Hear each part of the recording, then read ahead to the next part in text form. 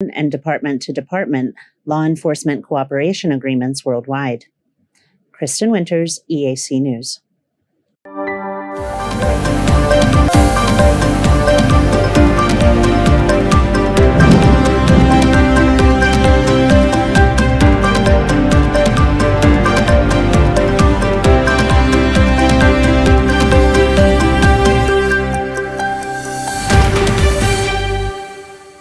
You're watching EAC News. Thank you for joining us.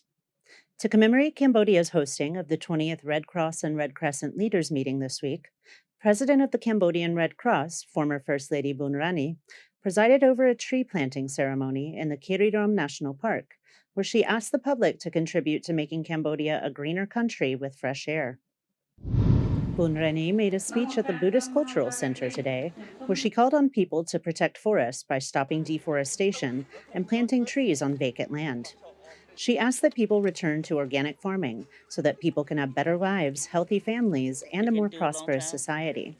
She went on to note that the Cambodian Red Cross assists the royal government in humanitarian activities and is an indispensable force in the protection of the environment and forest resources. She said that today's program is a practical visit to gain experience in replanting trees in mountainous areas and to understand the value of forests and animals to the planet.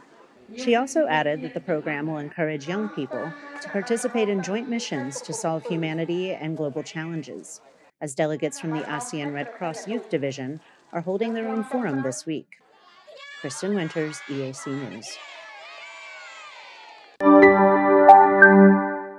You're watching EAC News. Thank you for joining us.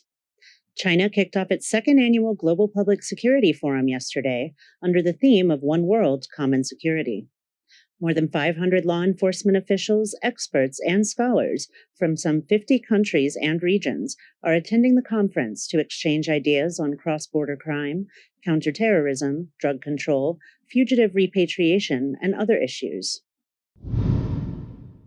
At the opening ceremony on Wednesday, Cambodian Prime Minister Hun Manet sent a virtual address from Cambodia to wish the conference well and affirm Cambodia's commitment to strengthening security measures on a global and regional scale.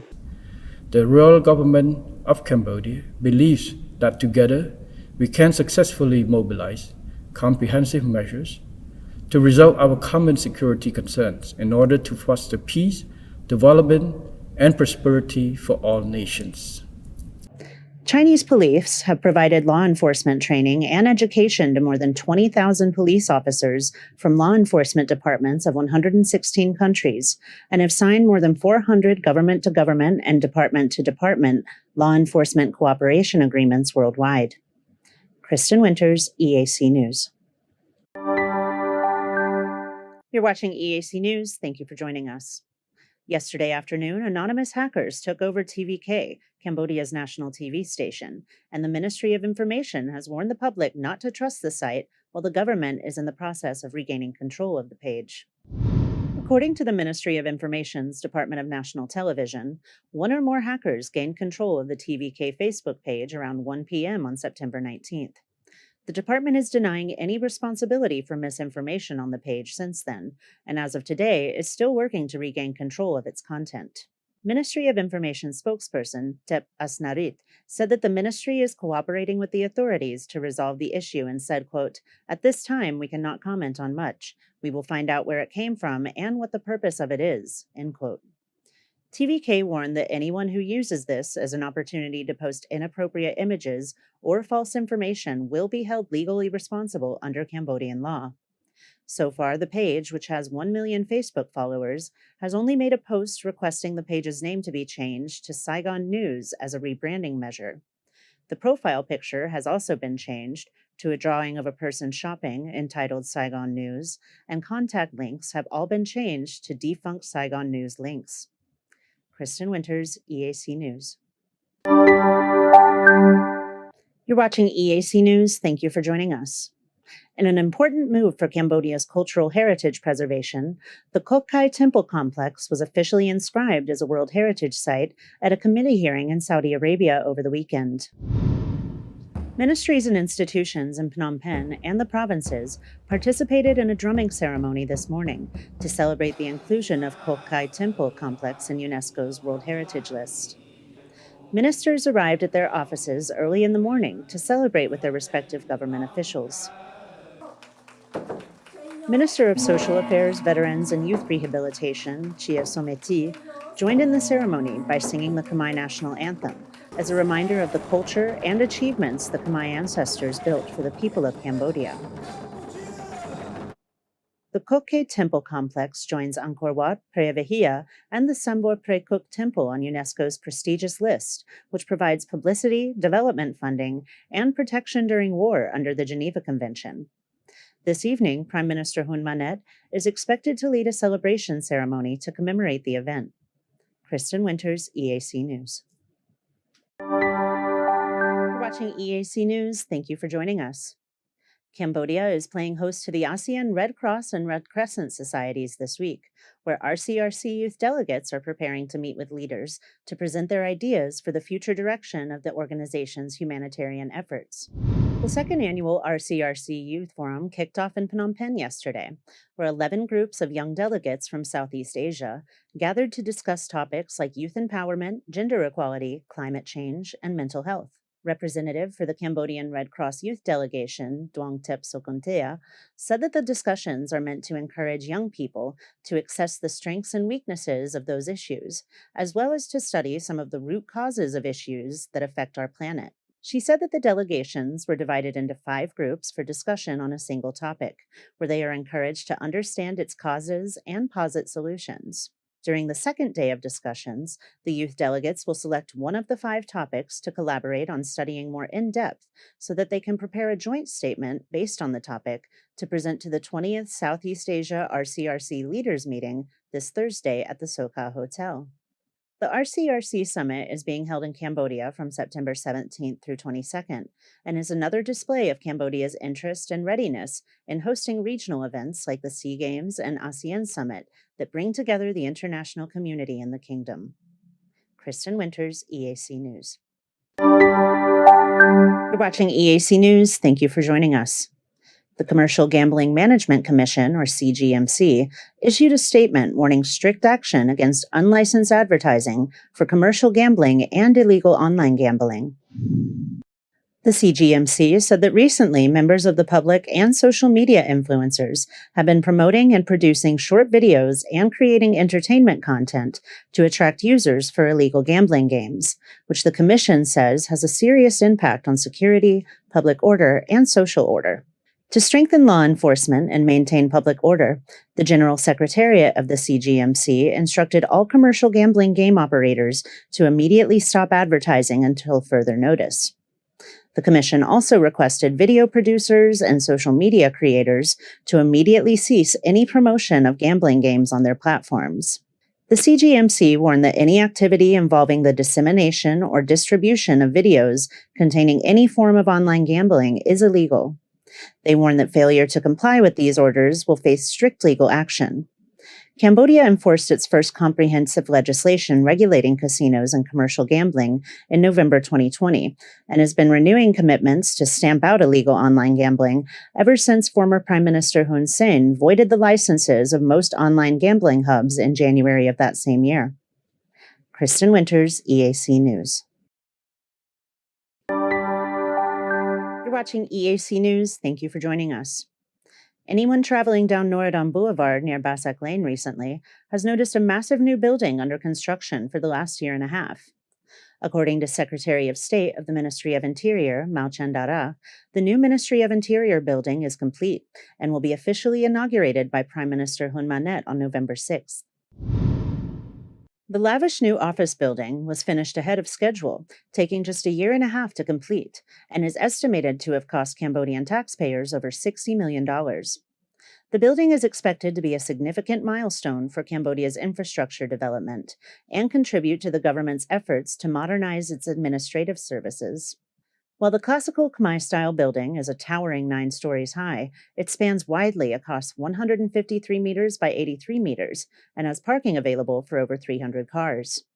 The Ministry of Interior is tasked with maintaining security and public order and administering to provincial administrations.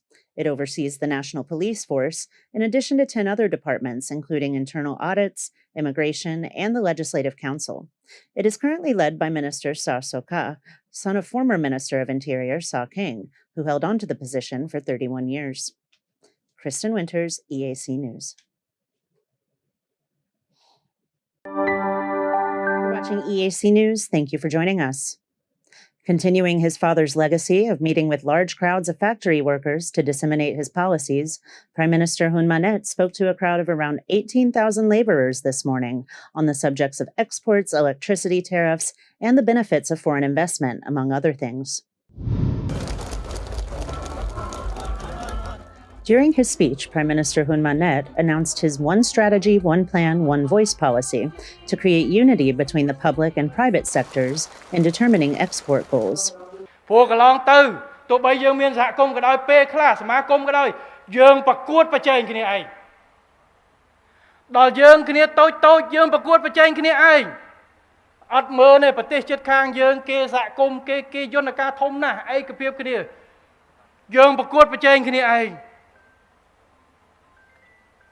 ចឹងយើងត្រូវរួមគ្នាជាសម្លេងមួយគេថាសេដ្ឋកិច្ចមាត្រដ្ឋានតូចតែយើងផ្គុំគ្នាបាន With the goal of increasing Cambodian exports, the strategy is to have the government and the private sector work together to set clear goals to export Cambodian products internationally. He also ordered the Ministry of Mines and Energy to look into the possibility of lowering the price of electricity to agro-industrial enterprises. The Prime Minister recently signed deals with China on agricultural exports and said that lowering tariffs would enable businesses to increase their production and recruit more workers.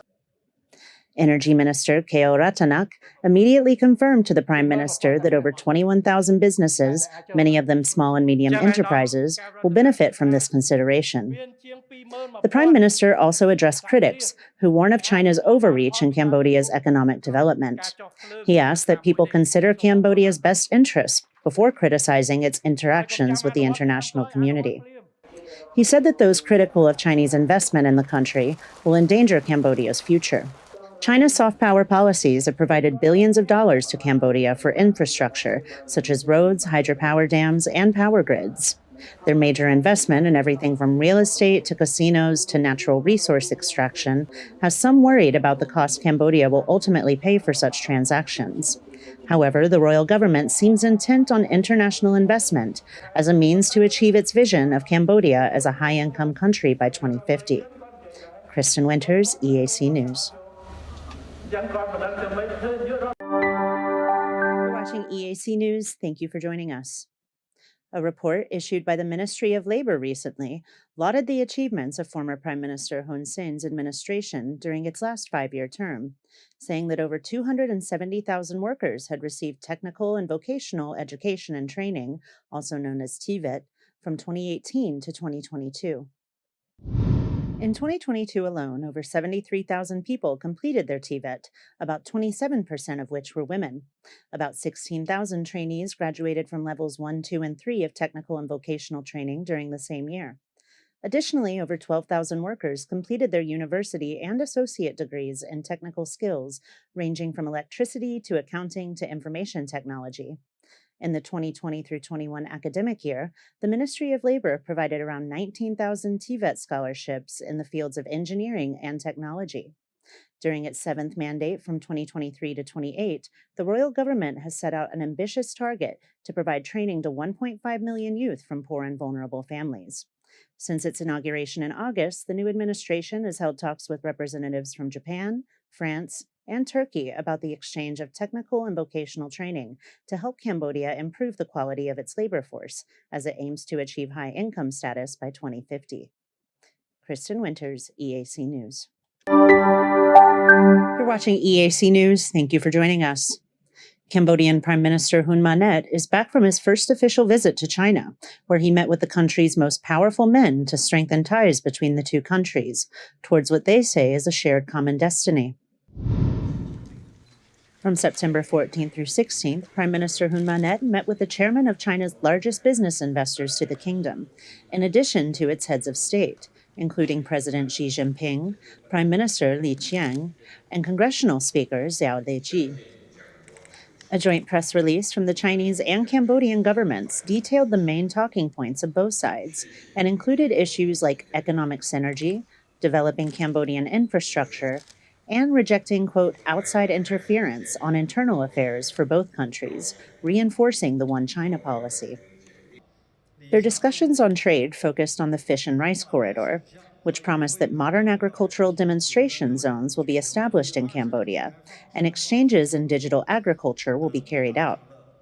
There will be a particular focus on fish, rice, tropical fruits, vegetables, and agricultural inputs such as fertilizer, pesticides, and animal feed. A priority for exporting Cambodian agriculture is on food safety and negotiations on quarantine protocols for food shipped to China. In terms of development, both sides agreed to continue investing in Sihanoukville as a model of special economic zones throughout the country, especially in the fields of agro-industries, transportation infrastructure, electricity, energy, and manufacturing. China agreed to support railroad development in Cambodia, while also helping to conduct studies on advancing roads, sewage treatment, and electricity and power grids. In return, Cambodia reinforced its loyalty to the One China policy, which recognizes Taiwan as an inalienable part of Chinese territory. The Cambodian government said it opposes any form of separatist activities seeking Taiwan independence, and promised not to develop any form of official relations with Taiwan. Attempts to oppose the One China policy were categorized as, quote, interference in other countries' internal affairs, which is a strict tenet of ASEAN countries. Recent controversy in the South China Sea was also discussed, and both parties concluded that the situation has maintained overall stability, despite rising tensions in the area as China occupies disputed waters. The joint statement warned that any attempt to use the South China Sea issue to undermine peace, stability, and trust should be avoided. That said, both sides agreed to safeguard the international system with the principles of the UN Charter at its core. The Cambodian and Chinese leaders also discussed boosting tourism and cultural exchanges, particularly in youth programs. In the end, both sides signed several cooperation documents towards building a bilateral future in what they call the new era through economic policies and a shared vision of stability, friendship, and cooperation. Kristen Winters, EAC News. You're watching EAC News. Thank you for joining us. National Assembly President Khun Sotdari met with Turkish Ambassador to Cambodia, Ulka Kokafe, as a gesture of women's empowerment within their respective governments. The two delegates committed to help each other strengthen the roles of women within their respective regional and national administrations. It was a pleasure to meet you. Following today's meeting, National Assembly spokesperson Kao Piset said that the women discussed strengthening ties and cooperation towards goals shared between Cambodia and Turkey.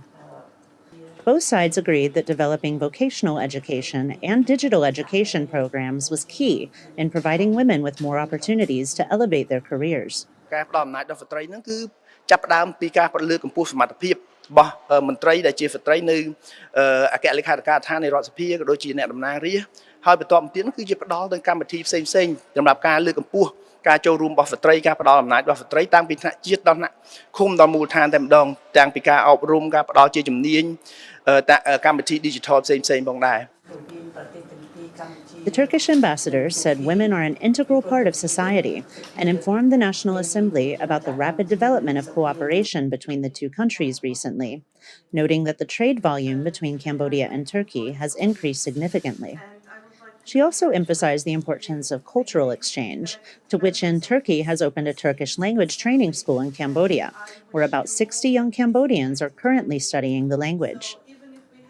Cambodia and Turkey have enjoyed diplomatic relations since 1959. In recent years, their cooperation was strengthened, expanded, and promoted under the leadership of former Prime Minister Hun Sen and his Turkish counterpart, President Erdogan.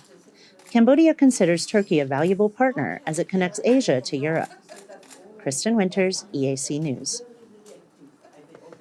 I have an ambition.